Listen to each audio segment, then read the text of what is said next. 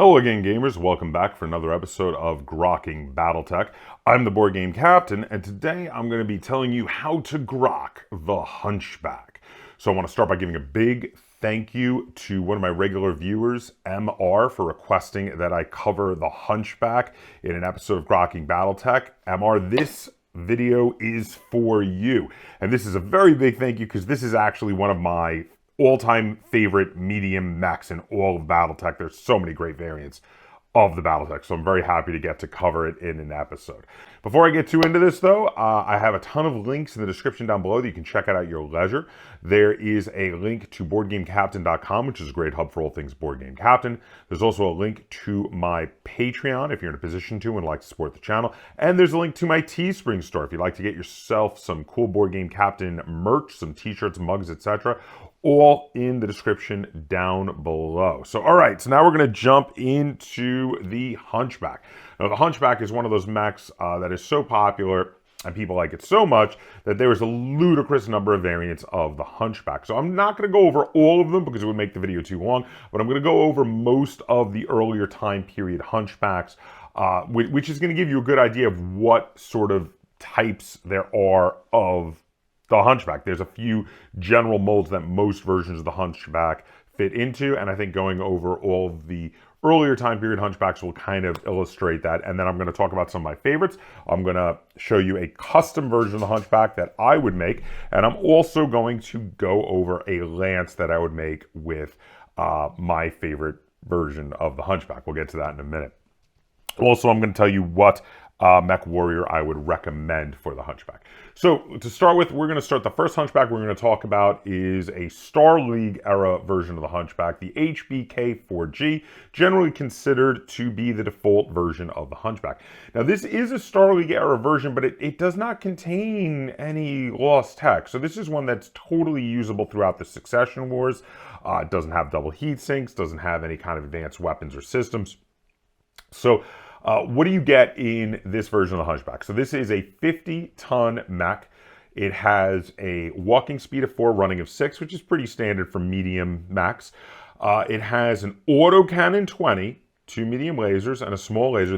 This weapon's loadout is one of the most iconic for the Hunchback. It is one that there are a bunch of variations of this, but this is what people think of when you take a Hunchback. They think of one big gun, of the autocannon 20, and then a few smaller guns to round it out, the 2 medium lasers and the small laser. And the autocannon 20 on a medium mech like this is brutal. It is the very definition of a mech that can hit above its weight class, because with that autocannon 20, you're going to punch big holes in mechs even larger than the Hunchback.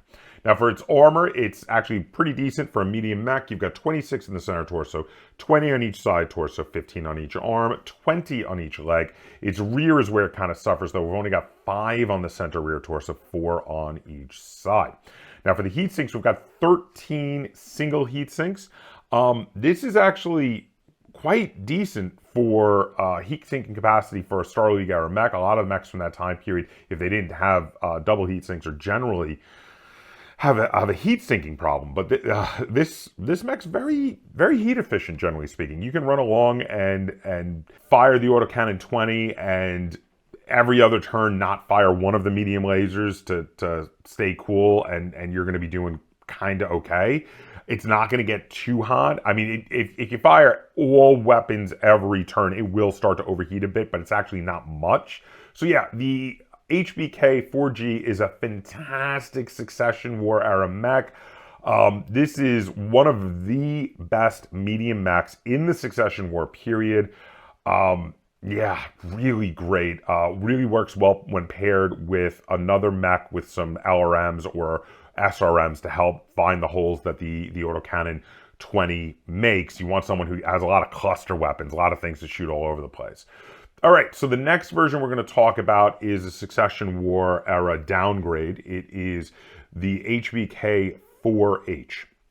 Now the Hbk4h, instead of the autocannon 20, you've got an autocannon 10, and then it ups the number of medium lasers to 4 medium lasers. 2 tons of autocannon, 10 ammo means this thing has 20 shots before it runs out of ammo, whereas the previous version I was just talking about, the 4G, only actually has 10 shots with its 2 tons of autocannon, 20 ammo. But here's the thing. Generally speaking, this is not a bad mech. This is one I feel is very overlooked because the autocannon 20 is just so iconic and so awesome. But actually, generally speaking, this is a decent, medium range kind of brawler, throwing a bunch of medium lasers and that autocannon 10 out. None of that's got minimum ranges, so you can even get in pretty close with it. It's just doesn't have the wow factor of the autocannon 20. So it generally remains kind of an overlooked mech. And you know what? It's not bad. It really isn't bad for the Succession War time period. As for the armor on the 4H, we've got 26 on the center torso, 20 on each side torso, 16 on each arm, 20 on each leg, and again, 5 on the center rear, 4 on each side torso. But you know what? The rear armor on the 4H being so low is not as bad because this is not one that's really meant to get as point blank as the basic Hunchback, the 4G is, because you don't have that autocannon 20. So actually, it's not as much of a concern that the armor is not as crazy good on the rear. So the next version we have is the Hbk4J, again, 4.6 movement. Again, we've got 20 armor on each side torso, 26 on the center, 16 on each arm, 20 on each leg. Again, 5 and 4s on the rear, respectively. Now, this one, though, is a very different role for a Hunchback. So this one is a long-range fire support version of the Hunchback from the Succession War time period. So it's a bit odd. We've got 2 LRM-10s and 5 medium lasers and a small laser. We do have 14 double heat sinks to improve the heat sinking capacity just a smidge because of all those medium lasers. This is actually a really decent fire support version of the Hunchback. Again, it gets overlooked because of its lack of the autocannon 20, but this one's pretty good. 2 LRM-10s and 5 medium lasers on a medium mech makes this a really great mid to long range fire support mech. And yeah, this is actually a decent one to be paired up with the basic version to find the holes that the autocannon 20 makes. The next version of the Hunchback we're going to talk about is the Hbk4N. Now again, we've got 26 on the center torso, 20 on each side, 16 on each arm, 20 on each leg, 5 and 4 on the rear, respectively. 4.6 movement. This one, you drop down to an autocannon 5, an LRM 5, 4 medium lasers and a small laser, and 13 single heat sinks. This mech, the 4N, is the definition of underwhelming. Now, I will defend to my dying breath the battle value in the Succession War time period of the 4J as well as the 4H, but I will not defend the 4N. The 4N is lackluster. That autocannon 5 and 2 LRM 5s along with the 4 medium lasers is just not enough firepower when compared to the other versions of the Hunchback. I would never take this version over any of the other ones I've already talked about. So yeah, no, not a very good version. Let's move on. We've got the 4P. Now the 4P is one of my favorite Succession War versions, and probably my favorite Succession War era Hunchback that does not have an autocannon 20. So we've got 26 armor on the center torso, 20 on each side, 16 on the arms, 20 on each leg, and again, 5 and 4 in the rear, respectively. This armor loadout is fairly standard for early era Hunchbacks, but we up the heat sinking capacity to 23 heat sinks, and it is needed because this version of the Hunchback, often nicknamed the Swayback, has, count them, 8 medium lasers and a small laser. Now, a tag team of the 4P with the original version of the Hunchback, the 4G, is fantastic because you have the 4P and the 4G come running up together. The 4G punches holes with the autocannon 20, and then the 4P, that's for Papa, comes in with all those medium lasers, 8 of them, and that great amount of heat sinking capacity can actually fire most of them without overheating, and it finds the holes you've made. 8 medium lasers is nuts. Even without backup of an autocannon 20, people are going to be afraid of this many medium lasers getting into point-blank range with them. It's just lots of that random chance to get a good hit somewhere, to hit someone in the head or something. Yeah, this is actually a really, really interesting and cool version of the Hunchback. So the next one we're going to talk about is the Hbk4SP. Now, this one, again, we've got 26 on the armor on the center torso, 20 on the sides, 16 on the arms, 20 on the legs, and again, the 5 and 4 in the rear, respectively. This is another 4-6 movement, same armor as everybody else. Succession War era Hunchback. But this takes that, the idea behind the 4P and is like, well, how can we do this with some different weapon systems? And I think it's fairly successful in coming up with a good way to do it with some different sorts of weapon systems, but unfortunately they did have to bring the heat-sinking capacity down to 19 to fit all the weapons and ammo on it, so it can't do it with as much impunity in regard to heat. But what it has is it has 4 medium lasers, that small laser, and then 2 SRM6s with 2 tons of SRM6 ammo. Those 2 SRM6s are great. I love SRM6s. This is another one. I don't actually like it as much as the 8 medium lasers on the 4P, but this is another mech that makes a decent tag team with the 4G. After it punches a hole, this one can come up and find the hole with all of its weapons. Another really good Succession War era mech for the repertoire of the Hunchbacks. Now we're going to move forward into some later time period versions of the Hunchbacks where they do all sorts of weird things with the Hunchback chassis once you get the rediscovering of advanced tech through the Helm memory core and such. So the first one we're going to talk about is a periphery version of the Hunchback. It is the Hbk5h. This one, you do not have the double heat sinks. You also maintain a very similar amount of armor. You've got 24 on the center torso, 20 on each side, 14 on the arms, a little less, on some of these spots, 19 on each leg, and 5 on the center rear torso, 4 on the side. Again, we only have 10 single heat sinks on this thing, so this thing does have a heat problem, but it comes with an autocannon 20, 2 medium lasers, and 3 rocket launcher 20s. So the good thing about this one is that with those 3 rocket launcher 20s along with the medium lasers, you will definitely be able to, on its own, find the holes it punches with the autocannon 20 with those rocket launcher 20s and the medium lasers. The downside, of course, is each one of those rocket launcher 20s are a single use only, and with only the 10 single heat sinks, this thing has a real heat problem. If you really want to unload with those rocket launcher 20s, you're going to severely overheat. It's not one of my favorite versions, but it is a very interesting version to add to the many different versions of the Hunchback that there are out there. Now, the next one we're going to talk about is actually a late Succession War era variant. This is the Hbk5m. This is one where they got the double heat sinks back in. It's got 13 double heat sinks, so it must have been designed after the discovery of the Helm memory core. 26 armor on the center torso, 20 on each side, 16 on the arms, 20 on each leg, and 5 on the center rear torso, 4 on the side torsos. Now, this one has an autocannon 20, 2 medium lasers, and a small pulse laser. So now the weapon loadout is very similar to the 4G, except you've upgraded that small laser to a small pulse laser. Now, where trouble comes into paradise with this one, because otherwise everything I've talked about so far sounds great until you figure out that in order to make room for some of these things, they had to cut down the ammo. So you've only got 1 ton of autocannon 20 ammo, which means 5 shots only before you're out of ammo. Basically, this one's really only good for suicide missions because otherwise, yeah, you're going to run out of ammo mid-game, and that's not really very good. There is a better version of it coming up. We're going to get to that in a moment. Next, we've got a clan invasion version. It is the Hbk5n. So this is, again, the 4-6 movement, 26 armor on the center torso, 20 on the sides, 16 on the arms, 20 on the legs, 5 and 4 in the rear torso areas respectively. This one has, again, the 13 double heat sinks. It's got the autocannon 20, the 2 medium lasers, the small laser. This one, though, freed up enough room to have 2 tons of ammo for the autocannon 20. That's 10 shots. It's not a huge amount for extended campaigns, but for a single game, 10 shots is generally enough to last you through the game, even if this mech doesn't get destroyed. This is a much better clan invasion time period mech, the 5N, much better than the 5M. That's the 5 November is better than the 5 Mike. Definitely a better version with the double heat sinks.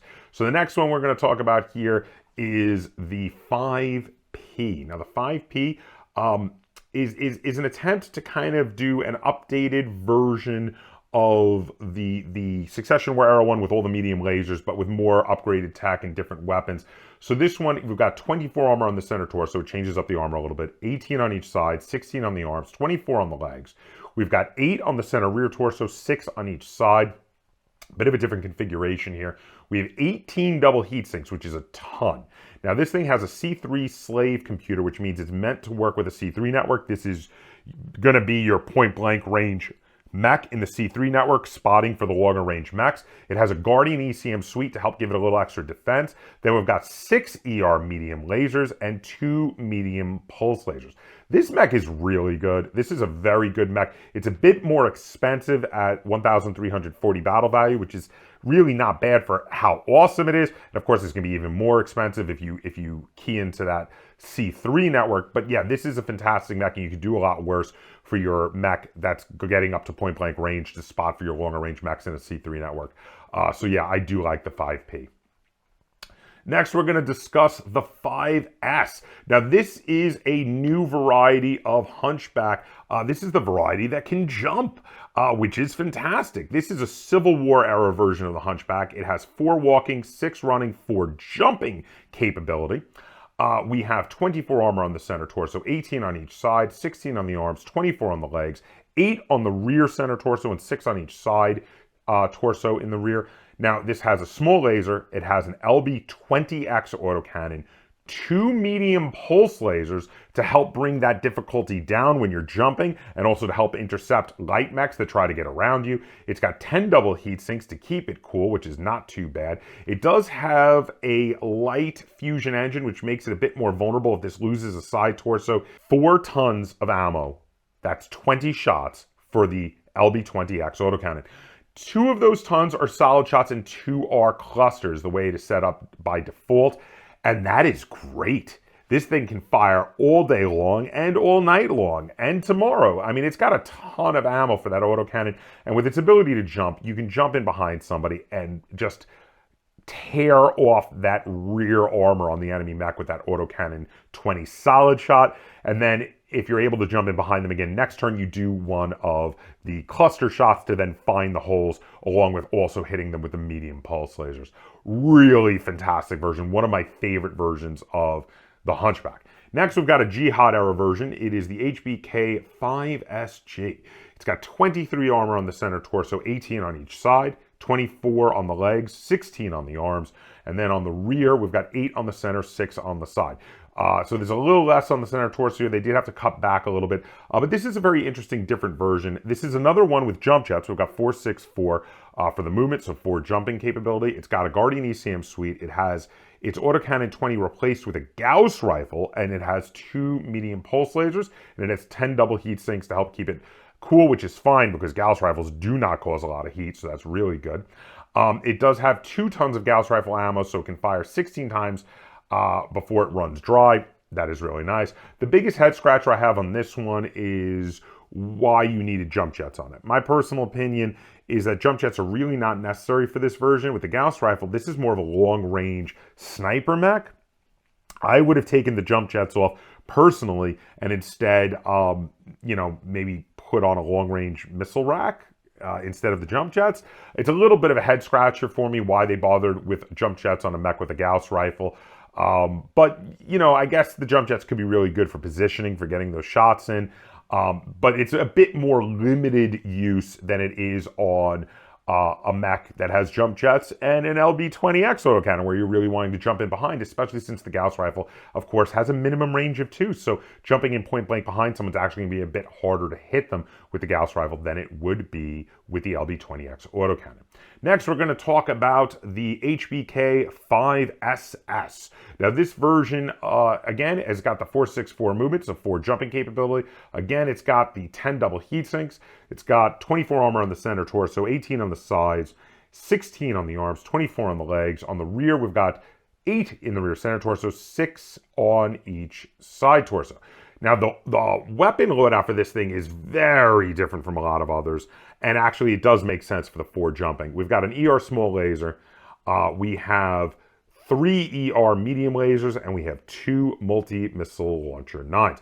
Now, the multi-missile launcher 9s are really great because you could fire either LRM, or you could fire SRM ammo. And this particular multi-missile launcher 9s on this mech have Artemis 4 fire control systems. So more of these are going to hit than normal, which is really, really pretty great. It comes with 1 ton of LRM ammo, which is 13 shots, and 2 tons of SRM ammo, which is 22 shots. Obviously, the intent being you are meant to close the distance and get in with those SRM ammo and just like rip another mech apart. This is a really cool version. For a later time period version, probably one of my favorite late period versions of the Hunchback that does not have any version of an autocannon 20 on it. I generally prefer the ones with the autocannon 20s unless you're pairing them with another one with an autocannon 20 to find the holes. Next, we're going to talk about the Hbk5s, and is in November. This is a clan invasion version. We don't have the jump jets anymore. This is a 4-6 movement, 10 double heat sinks. We've got 26 armor on the center torso, kind of like a lot of the early versions do have. 20 armor on the side torso, 16 on the arms, 20 on the legs, 5 on the rear center, and 4 on the side rear torsos. Now, this is going to have a very familiar weapon loadout. We have an autocannon 20, 2 medium lasers, and a small pulse laser.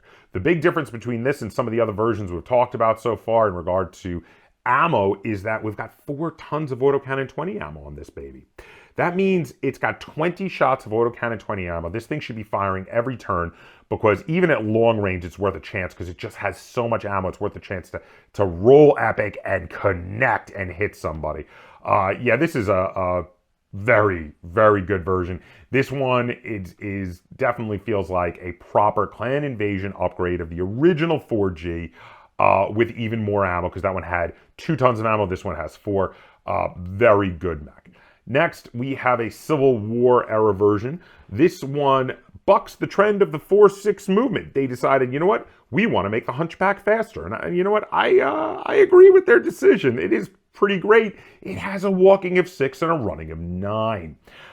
It has 10 double heat sinks. It has 26 armor on the center torso, 20 on each side, 16 in the arms, 20 in the legs, 5 in the rear center torso, 4 on the rear side torsos. We then have an LB-20X autocannon, SRM-6, and 2 ER medium lasers.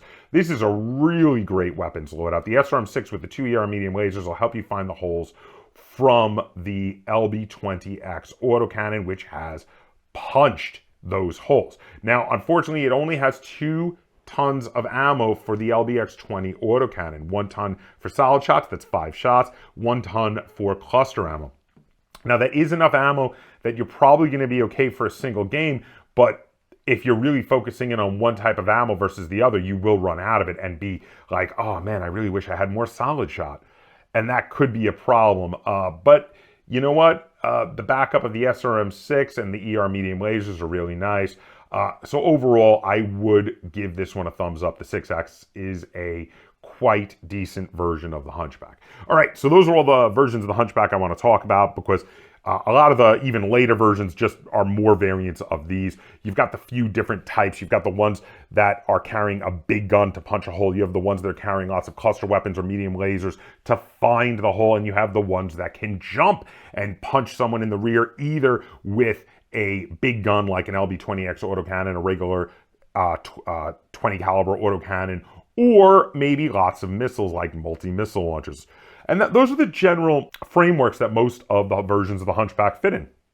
So I decided to do a very minor adjustment to make one. It's kind of similar to some of the ones that are out there, but this is a slight adjustment that I would do to the Hunchback. It's difficult to redesign a mech like the Hunchback that has so many variants, that do so many different things so well, but this is what I would do. So this version of the Hunchback is designed by my own personal mech design firm, that is KIWF, named after the last initial of its 4 founding members, but affectionately nicknamed Kill It With Fire by its fans. And this is a redesign of the Hbk5s, which is one of the jumping Hunchbacks. It's got the 4-6-4 movement. I kept the armor the same. It's got 24 on the center torso, 18 on each side, 16 on the arms, 24 on the legs, and 8 in the center rear torso, 6 on the side rear torsos. But for the weapon loadout, I changed it a bit. We've got the LB-20X autocannon, and then we've changed the rest of the weapons to a medium laser and an SRM-6. And more importantly, we have put the medium laser and the SRM-6 in the torso. We have the LB-20X autocannon in the right to center torso, and we have the SRM-6 and the medium laser in the left torso. We've got plenty of ammo for that LB-X autocannon. We've got 4 tons of ammo, meant to be 2 tons for solid shots, 2 tons for cluster ammo. And the idea with this thing is the main upgrade you have is the medium laser and the SRM-6 are really good for finding the holes on the same turn that you fire a solid shot into someone's rear after jumping behind them with the LB-20X autocannon. On the next turn, you can fire cluster rounds, but also moving all of the weaponry into the torso means you can fire all of it, and if you're at point blank range, you can give the 1-2 punch, which causes no extra heat, is another chance to possibly find the hole you have punched as long as you punch it in the top half of the mech, or in each case gives you a 1 in 10 chance to hit the head and injure the mech warrior on the other side. So now this is a slight variation on the Hunchback. There are some versions that are similar to this, and I admit that the big difference is getting all the weapons in the torso so you can punch, which generally speaking is not in really any of the versions of the Hunchback. So yeah, but that is what I would do with redesigning the Hunchback. Now, next, I'm going to do the Lance and the Mech Warriors. Now, I did something a little bit different with my Lance here. Generally speaking, I usually make a Lance around my favorite version of the mech that the episode is about. But in this case, I had a hard time picking my favorite version of the Hunchback. I like too many of them.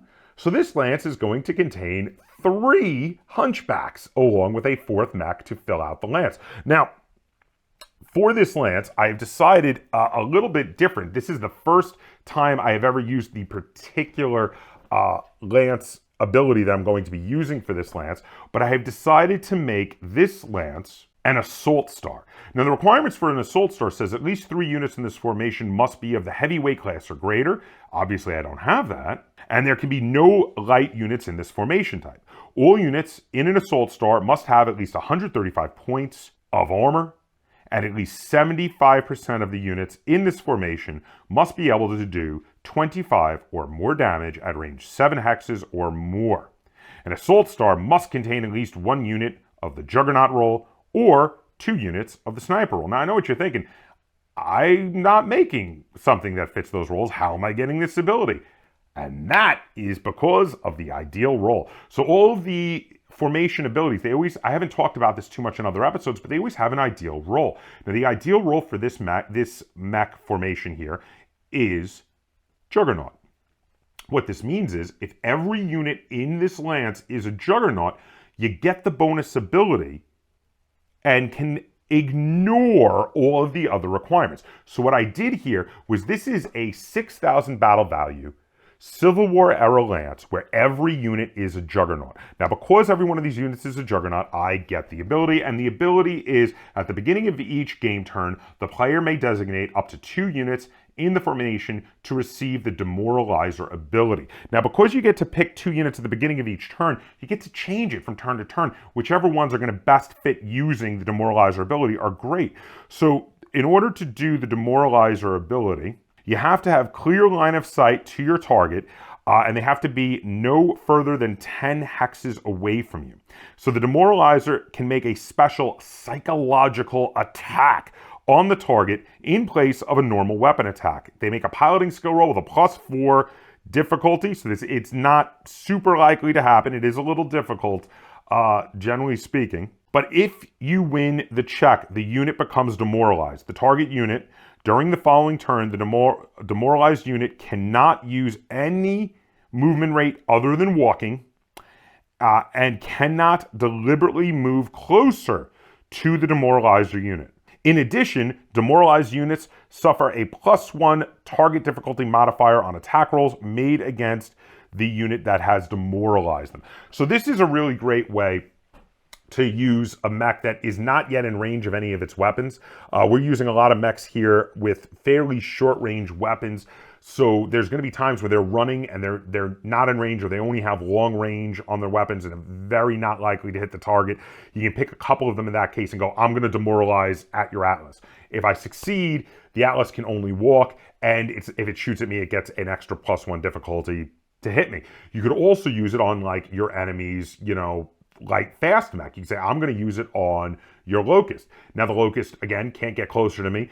It also can't do anything faster than walking, which means in the following turn, while it's only walking, I might have the best chance to knock it out, walk up and shoot it and blow it to oblivion. Which, you know, it's a bit of a gamble kind of ability, but it's kind of interesting, and I thought it went really well with these large number of mechs that are fairly short range in their firepower. Now, the next thing that's a bit unusual about the way I did this lance, other than what I've already said, is that I have actually not picked one, but 3 different mech warriors. And the reason is, since I have 3 of my favorite versions of the Hunchback in this lance, I've picked a different mech warrior depending on which one you would like to put a special mech warrior in the cockpit of. So I'm going to start with the 3 versions of the Hunchback before finishing out the lance with what would actually be the command mech of this lance. And I'm going to tell you, after I talk about each version of the Hunchback, which mech warrior I would recommend to pilot this version of the Hunchback. So the first version of the Hunchback in the lance is the Hbk5n. So this is the one where it's, you know, 4/6 movement, pretty standard old school Succession War and Clan Invasion armor with the 26 on the front torso, 20 on each side, 20 on the legs, 16 in the arms. This thing's got the pretty standard sort of armament of an autocannon 20, 2 medium lasers, a small laser. It's got 13 double heat sinks and 2 tons of ammo for that autocannon 20. This is to represent really what the Hunchback was originally meant to do. This thing is to run up. First, it's going to probably be using demoralizers sometimes to demoralize the enemy, especially if this is the one that is your upped stat version, the one that you have your custom mech warrior in. And this is a big gun that is running 6 spaces, demoralizing enemies, and then running in and blowing holes in armor. Not much to say there. Now, if you chose to put your custom mech warrior in the Hbk5n, I would recommend William Bailing. Now, William Bailing has a gunnery skill of 3 and a piloting skill of 4, so he ups both stats by 1. And he has a 2-cost ability. So this is a good one to use when you are agreeing to use a 2-cost ability mech warrior. And he has the ability Marksman. May make a special aimed shot attack as if using a targeting computer, may only fire 1 weapon, or if they have a targeting computer, could apply a -2 hit modifier if making an aimed shot with a targeting computer. So the idea is, if you have a weak spot, you can see on your enemy, a spot that's already taken a bunch of damage, you can aim just that autocannon 20 in on it and blow a hole in it. Or if you're able to get behind somebody, you can aim it in on one of the side torsos and blow a half the mech. Or if the center torso is vulnerable enough or has already taken enough damage, even punch a hole straight through the center torso in the rear armor. Marksman is a great ability for a mech that is built around a giant gun like the 5N is with its autocannon 20.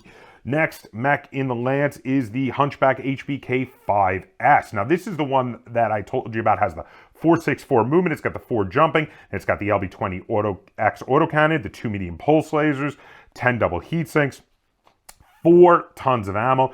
It does have the issue with the light fusion engine, making it a bit more vulnerable. However, this mech is fantastic. Being able to jump from forest to forest in some areas is going to make it very difficult to hit it, and can rely on its maneuverability to keep it alive more. Being able to jump behind your enemy and blast away with the LB-20X autocannon, either cluster or solid shot, along with the 2 medium pulse lasers, is going to really help you to tear off that rear armor. And it's really gonna sow panic and disorder in your enemy's lance when he starts jumping in behind some of their mechs. This is a fantastic mech. Now, the mech warrior I've chose for piloting the Hbk5s, if you chose to put your mech warrior in that mech, is one that would use a 4-cost ability. This is Bob Becker. Now, Bob Becker has a gunnery skill of 2, a piloting skill of 3. He has the Jumping Jack ability, which says you reduce the attacker movement modifier from a +3 to a +1 after jumping, which is fantastic because bringing down the extra difficulty to hit your target after jumping, especially when you want to hit them in the rear, is going to be very important for the 5S. In addition, it has Lucky too, which means throughout the game, if you used this Mech Warrior, you're going to get 2 rerolls on that autocannon 20, which is pretty big and pretty freaking awesome. Now, the third and final of the Hunchbacks, I went all the way back to a Succession War era Hunchback because I really like this one coming up with the 2 other autocannon 20s to back them up and help find the holes, and it is the Hbk4p. This is the one with the 8 medium lasers and the 23 single heat sinks. So we talked a lot about why I like this version so much, and you know what, coming up next to the other 2 mechs with their autocannon 20s, this is a great mech to scare the crap out of people because all those medium lasers are going to find the holes that the autocannon 20s make. Now, if you chose to put your special mech warrior in the 4P, I have chose Kaptain Hbk5s. Now, Kaptain Hbk5s is a 3-cost mech warrior, so you're going to use him if you're agreeing to do a 3-cost mech warrior. He has a gunnery skill of 3, a piloting skill of 2, and he has the weapon specialist medium laser. This is a mech literally loaded up with 8 medium lasers. It gives a -2 hit modifier when firing medium lasers. Suddenly, those medium lasers are almost guaranteed to hit their targets. All of them. So this could be a really brutal mech warrior to put on that mech. Now, to finish out the lance, we have 3 medium 50-ton mechs. The final mech is a 100-ton beast and a juggernaut to boot. And it is a Civil War era mech. Finishing out the 6,000 battle value lance, we have the Berserker BRZ-C3. This thing is gonna really scare the crap out of your enemies. It is 100 tons of brutality with 46 armor on the center torso, 31 on each side torso, 34 on each arm, 38 on each leg, 15 on the rear center torso, and 10 armor on each rear side torso. It has a 4-6 movement, but because it has triple strength Myomer, if it heats up, that goes up to a 5-8, which is pretty nuts. It has 15 double heat sinks, and its weapon loadout is insane. We've got an ERPPC. We've got the hatchet, which does 20 damage or 40 damage once it's heated up with the triple strength Myomer. 40 damage from a hatchet is enough to cut a lot of mechs in half if you hit them in the right spot. It's got 3 ER medium lasers in the left torso. It's got a C3 slave unit, which is not going to be used for this particular lance. It's got 3 more ER medium lasers in the right torso. It's got an ECM Guardian, which is really great because if you're running all 4 of these up together, they can all be inside the bubble to protect them from Artemis 4 systems or enemy C3 networks. It has an anti-missile system and a flamer. So what you're going to do with this mech is you're going to be running it up with the other mechs. It can totally keep pace with them. It's going to shoot a bunch of energy weapons and probably then, therefore, not be one of the mechs you choose to do Demoralizer because it wants to heat up. It's going to heat up, it's going to get faster, and you're going to run all 4 of these mechs inside its bubble up towards one of your enemy's mechs on its flank. You're going to make a beeline for one of your enemy's flanks, and what you're going to try to do is rip through a mech really quickly by ganging up on it with all 4 of these mechs before running through your enemy's lines and hitting one of their long-range mechs in the back lines. Get in, get past them, turn around, suddenly be behind your enemy with all of your mechs and gang up on something that has a lot of minimum range. Things that have things like Gauss rifles or LRMs. You're going to run within that minimum range and chop it down. And before your enemy knows it, you may have taken out 2 of their mechs and maybe they've dropped 1 of yours. And that could be insane if it works well. I think this could be a really fun lance to play. It has a kind of blitz sort of strategy to it, which is very different and sort of the thing that your enemy might not expect. Could be a bit of shock and awe in the first half of the game. And again, I think it would work with any of these 3 mech warriors in any of the 3 hunchbacks. It could be totally up to you. Let me know what you think. Are there any versions of the Hunchback that I was not a big fan of that you were a big fan of? Let me know in the comments down below.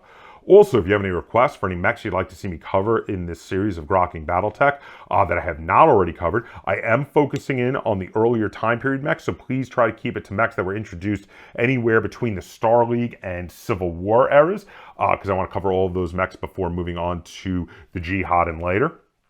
But if you have any requests, put them in the comments down below.